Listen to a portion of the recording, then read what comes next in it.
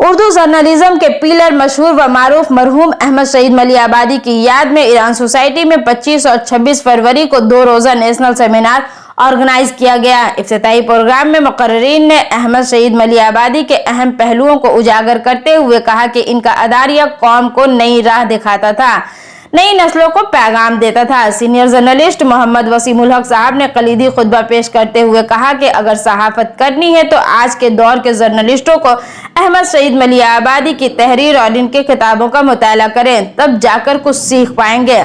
वहीं senior journalist Vishambar Newar ने अहमद सईद मलियाबादी के अखलाकी रवैये का तस्करा करते हुए कहा कि वो घर से ऑफिस पैदल जाया करते थे ताकि आवाम से राब्ते में रहें, मगर आज के दौर के एडिटर तो अपने एसी गाड़ी से उतरना भी गवारा नहीं करते। डॉक्टर फवाद हलीम और एडवोकेट ख्वाजा जावेद यूसुफ ने कहा कि अहमद सईद मलियाबादी का खला को भरना नामुमकिन है। इस प्रोग्राम में यूएनआई के senior journalist Abdul Salam Asim, Qazi Ghulam Ghaus, doctor Mohammad Firoz, Iran society के प्रेसिडेंट कवाल सिंह वालिया, मरहूम अहमद सईद मलियाबादी के साहबजादे अनवर सईद के अलावा सामीन में senior journalist Anjum Azimabadi, advocate Khwaja Iftikhar Yusuf, Khwaja Ahmad Hussain, Ghulam Sarwar के अलावा दीगर हजरात मौजूद थे।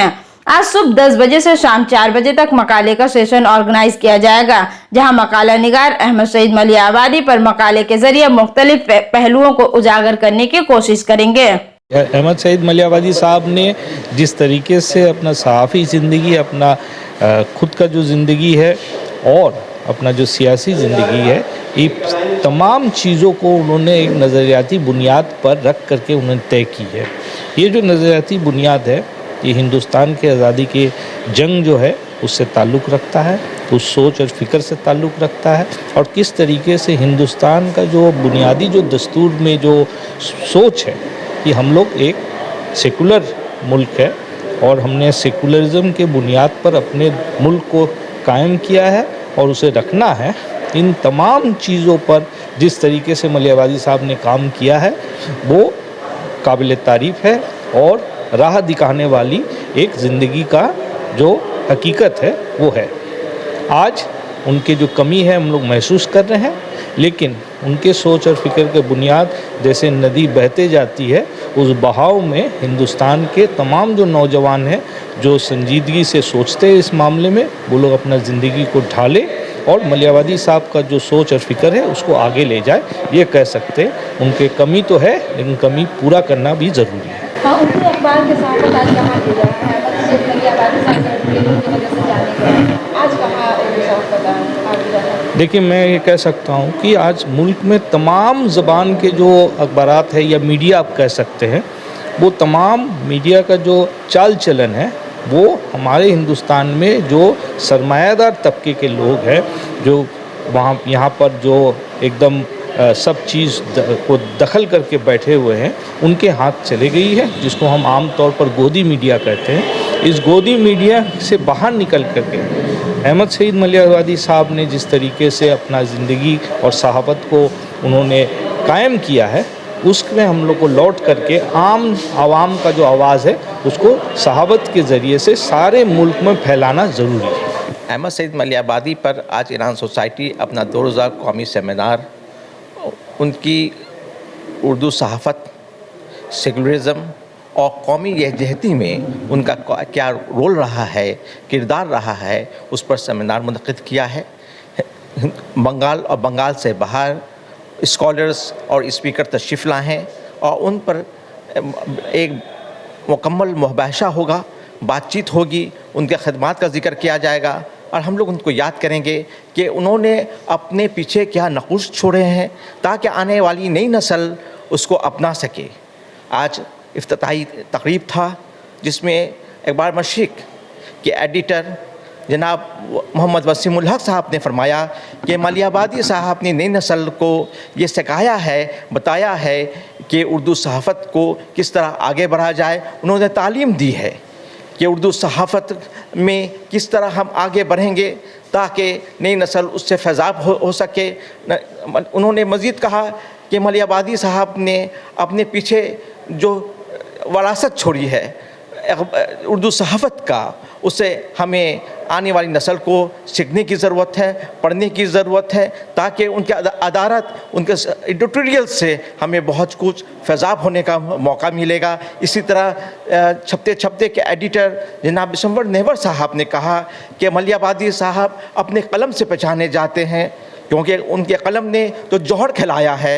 उनके कलम ने जो हुकूमत वक्त को, जिसकी भी हुकूमत रही हो, उन्होंने चाबुक की तरह उसे चलाने की कोशिश की है, गलत को गलत कहा है, हकीकत को हकीकत बताया है। अहमद सईद मलियाबादी साहब का ये कारनामा आने वाले उर्दू सहाफ़त ही नहीं, बल्कि ये कहा जाए कि एक सहाफ़ी को अपने फील्ड में किस तरह आगे बढ़ना चाहिए, किस तरह कदम बढ़ाना चाहिए, ताकि वो उर्दू सहाफ़त को, किसी भी सहाफ़त को आगे ले सके। उन्होंने वो अपना रास्ता दिखाया है, हमें वो रास्ता अपनाना चाहिए, ताकि हम जर्नलिज़म के तौर पर जर्नलिज़म को माशी तौर पर ना लें। ये तमाम नसीहतें हुई हैं, बातें बताई गई हैं अहमद सईद मलियाबादी साहब के मुतल्लिक़। इसके अलावा मुख्तलिफ़ मुक़र्रिरीन मौजूद हैं जिन्होंने उनकी खूबियाँ को बयान किया है।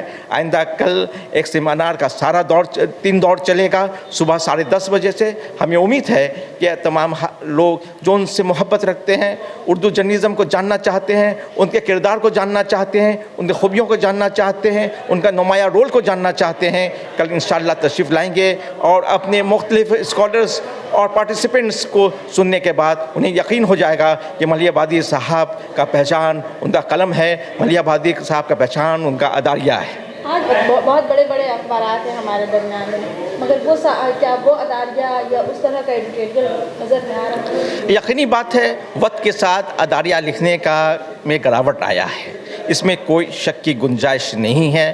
मलियाबादी साहब का अदारिया दरअसल कौम को एक नई राह दिखाता था, आने वाली नस्ल को एक पैगाम था।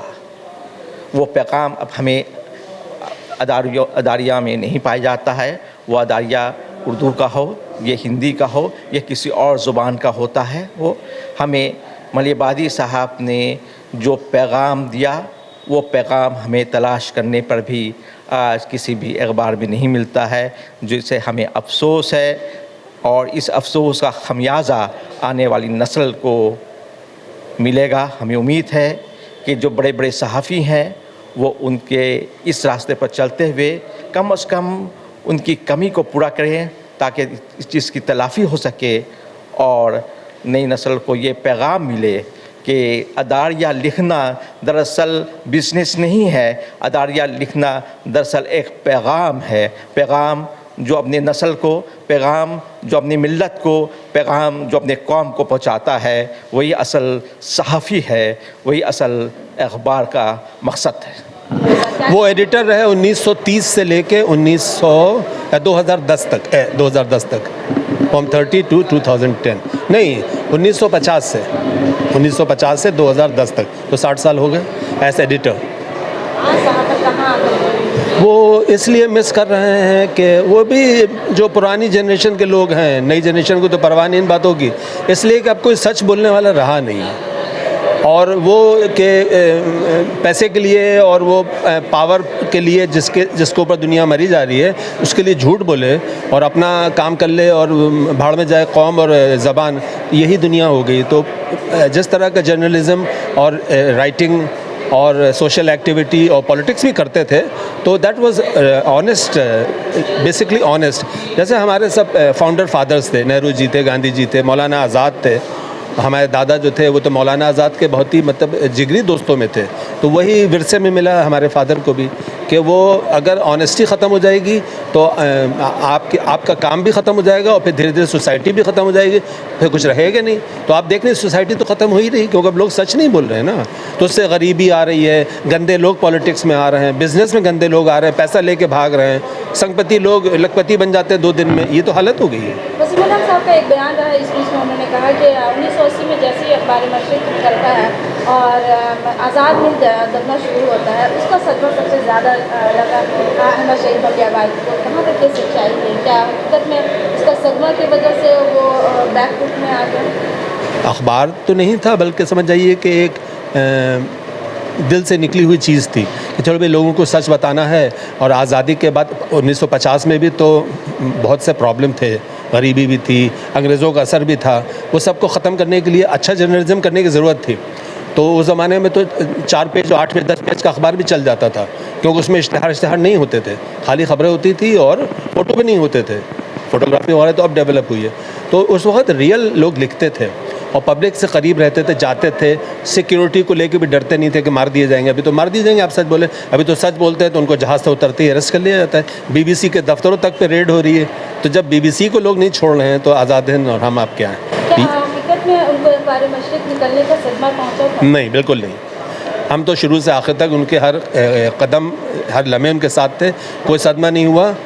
बल्कि अखबार मशरिक वाले हम लोगों से थोड़ा नाराज़ रहते थे, लेकिन हम लोगों ने कभी भी कारोबार में डर्टी टैक्टिक्स इस्तेमाल नहीं की हैं कि वो हम कुछ करें और दूसरा डाउन हो जाए तो हम तरक्की करें। नहीं, हम अपना काम अच्छा करते रहें। अच्छा, जो लोग अच्छे लोगों को मानते हैं, अच्छा अखबार, तो हमारा अखबार मशरिक के निकलने के बाद भी खूब चला। वो डाउन हुआ है जब ये चले गए दिल्ली, तो 2-3 साल के बाद फिर वो, क्योंकि देखिए आज़ाद हिंद जो था वो मलियाबादी थे, मलियाबादी वॉज आज़ाद हिंद, दादा थे हमें। तो ये लोग जब नहीं रहे तो फिर कौन चलाता उसको? वो उसकी तो सोल चली गई ना, सोल, रूह चली गई तो डेड बॉडी हो जाती है। सबसे बड़ी बात सीखी मैंने वो ये है कि आपको ख़बर बनाते वक्त समाजी ज़िम्मेदारी का एहसास होना चाहिए। आपकी ख़बर छपने के बाद क्या रिज़ल्ट होगा ये अगर मालूम है आपको, और अगर आप किसी बुरे अंजाम को एंजॉय करने वाले हैं कि खबर छपते ही धमाका होगा, मज़ा आएगा, तो आप सहाफ़ी नहीं हैं। आप ये सहाफ़त की ज़िम्मेदारी है कि उस एक ज़िम्मेदारी हो, इस खबर के अंजाम को पहले सोचें। ख़बर में कभी अपनी बात न मिलाएं, अपने जज्बात न मिलाएं, अपनी सोच न मिलाएं। ख़बर को ख़बर रहने दें, नज़र ना बनने दें। जो हम लोग कहते हैं कि न्यूज़ को न्यूज़ रहने दो, व्यूज़ ना बनाओ। सहाफ़त का म्यार कहाँ गिर रहा है? हाँ, मैं बता रहा हूँ एक्चुअल क्या है कि सईद साहब के इदारिये में भारी मौजू हो या हल्का मौजू हो, दोनों मौजू को वो आसान और सादा लफ्ज़ों में डील करते थे, ताकि एक आम आदमी पढ़ के समझ जाए और एक प्रोफेसर भी समझ जाए। आज का ज़माना ये हो गया है कि अब जो इदारिया लिखने वाले हैं वो इसका खूब ख्याल नहीं रखते, कुछ रखते भी होंगे, खूब ख्याल नहीं रखते। अखबार मशरिक के फ़ोटो ऑफसेट की शक्ल में आने से नौजवान हल्का और नए लोग, नई नस्ल वो अट्रैक्ट हुई, पहला। सेकंड, अखबार मशरिक में थोड़ा सा मेरा अपना कहूँगा, पता नहीं मेरा कहना सही है या नहीं है, थोड़ा इस्लामी रंग था, तो उसका भी एक हल्का बना, है ना। और लेटेस्ट टू एडिटर का जो कॉलम था उसको बहुत खूबसूरती से शाया करते थे। ये चीज़ें। और नंबर 2 कि आज़ाद हिंद फ़ोटो ऑफसेट नहीं था। अब जब आज़ाद हिंद आया फ़ोटो ऑफसेट में, तो फिर उनके रीडर बहाल हुए एक हद तक बहाल हुए। तब तक जो है समाज जो है 2 हिस्सों में बंट चुका था। सेकुलर पढ़ने वाले अलग हो गए थे, जज्बाती पढ़ने वाले अलग हो गए थे। अब हौच पौच चलता रहा। इसमें सईद साहब का पॉलिटिक्स में आना, और मेरा ख़्याल है कि वहीं से अखबार की तरफ से तवज्जो हटनी शुरू हो गई, और अखबार का जो कारोबारी पहलू था वो पहलू वो नहीं संभाल पाए। क्यों नहीं संभाल पाए? बड़ा ज़ाती मामला है, अखबार का बिक जाना बहुत ज़ाती मामला है। मैं अगर कुछ जान भी रहा हूँ तो मेरा ख़्याल है कि मेरा इजहार ख्याल गलत होगा।